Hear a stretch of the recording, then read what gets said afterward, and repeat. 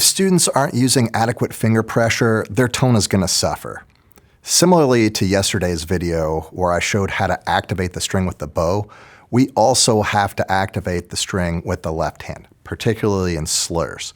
But a lot of students don't have the best tone because they're not pressing down hard enough on the strings. The first thing we have to figure out is how much pressure do we need to put down? Well, we can determine this by playing a long tone and pressing as hard as we can, and then gradually reducing pressure.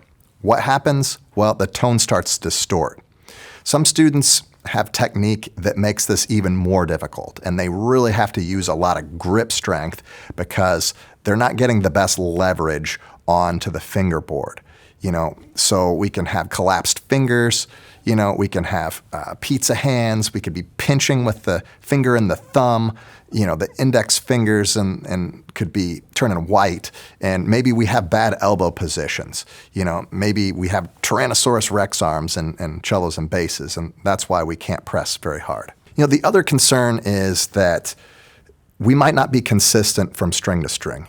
Maybe we've got pretty good consistency on the A string, but then we go to the E string and all of a sudden we have problems, right? So can we rotate? Can we rotate?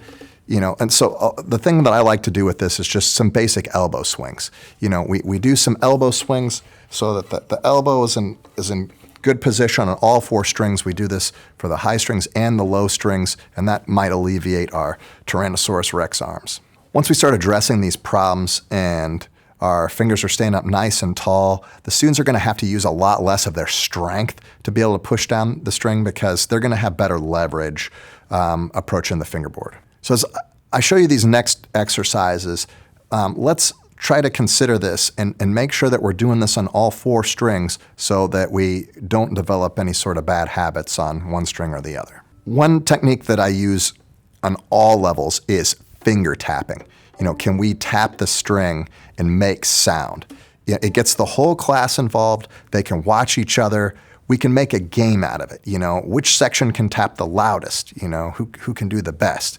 How can you make it sound louder? I like to make it into a game. You can see which string we can tap the loudest on, which one's harder, which one's easier, and it's all great. So, have the students watch each other. If they're not able to tap very loud, maybe they can figure out why. Maybe their wrist isn't straight. Maybe their fingers aren't standing up tall. Maybe they can give each other tips for how they can improve. This is going to be foundational to my next video, which is going to be about vibrato.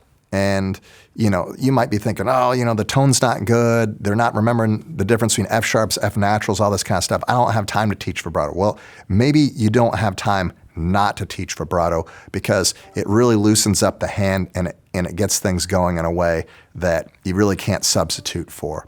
So the same way that I addressed little to big, from the center outward in Wednesday's video, I'm going to kind of relate the same concept to vibrato here. We're going to get the finger stuck and we're going to learn how to move the hand around the contact point. So hope you find this useful, and I hope to see you in the next video.